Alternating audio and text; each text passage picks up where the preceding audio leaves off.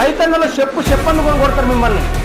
ఈ విధంగా రైతు బంధు లేదు, మూసీ నది పైన ఖర్చు అయిపోయినట్టే వాళ్ళకి చెప్పులు వేసుకుంటారు కదా, పేడా అని చెప్పులు పళ్ళును కొడితే మూతి పళ్ళంతా ఆడిపోతాయి కాంగ్రెస్ వాళ్ళకి.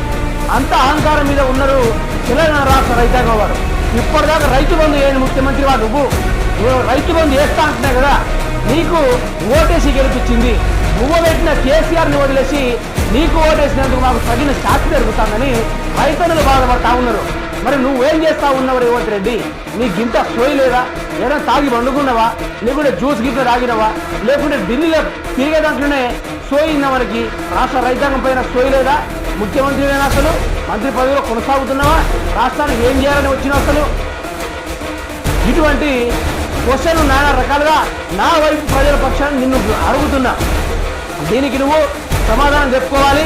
రైతు బంధు ఇయ్యకపోతే మాత్రం బిడ్డ నీ పేగులు మెల్ల